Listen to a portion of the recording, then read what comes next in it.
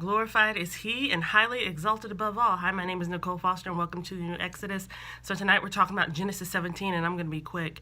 Genesis 17 is about Abraham and Sarah and God's establishing once again, actually just reminding them once again the covenant that he has promised them. He's promised them children, okay?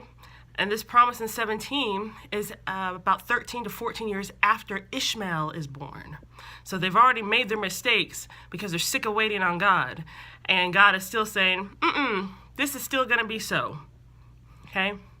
So much so that Abraham, I'm going to change your name. Okay? Abraham, I'm going to change your name. It's really Abram.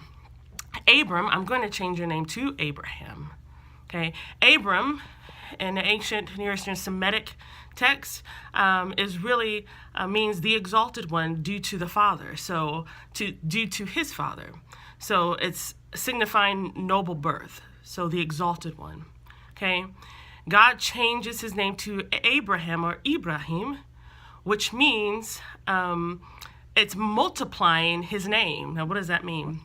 So that in the institution of the H. You've often heard that, Abraham's name means father of many nations. No, that's Abhaman. That's the wrong name. Ibrahim means the exalted one that is going to be multiplied. So God is going to multiply the exalted one, and that's through his descendants. So Abraham is going to be the father of those who are faithful, the father of the faithful, or the father of the circumcision.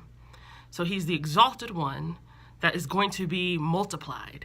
That's what the change of the name means. And we see that in Ugaritic text with house, there's a BHT, with maid servant, the MHT. And you see that, you may see that with Elohim, okay? That's plural for God, that's gods, or the gods. So it's a Middle Eastern, Near Eastern concept of amplifying and multiplying because of the greatness. So Elohim is God of gods. He's majestic. He's bigger than God. So he's bigger than the other gods. So Ibrahim or Abraham is going to be, the exalted one is going to be multiplied. He's going to have other exalted ones. He's going to have the faithful, the circumcision. Okay? So he promises him this, and Abraham's 100 years old. And he's promising him descendants. Well, and he's 100 years old, and Sarah is 90, or Sarai is 90. Sarai, her name is changed. Okay, her name is changed also from Sarai to Sarah. Okay, Sarai has a few kind of murky meanings. Many people think it's means worshiper or the princess of the moon or one of the four daughters of Baal. The Sarah with the H is signifying the meaning of princess.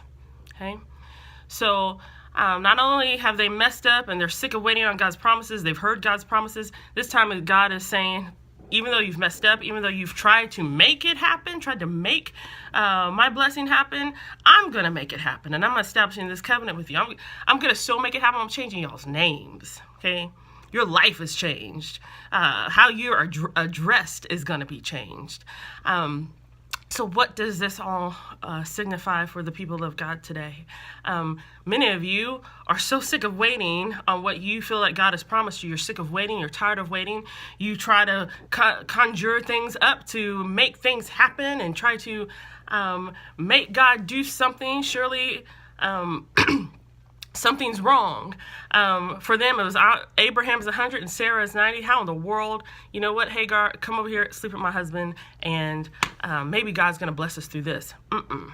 God's blessings are so majestic and outstanding that your circumstances don't match up with what he's going to bless you with, what he is entering into covenant with you with.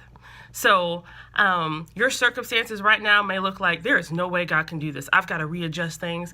God is more than able to take care of you, take care of his own word to you, and fulfill it.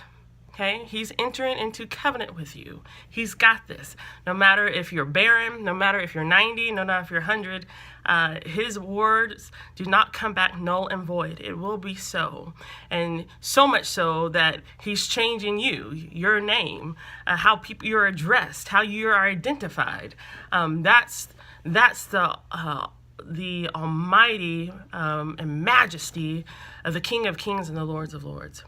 So just as an encouragement this Lent, Lent is a time of penitent season and really seeking after the Lord.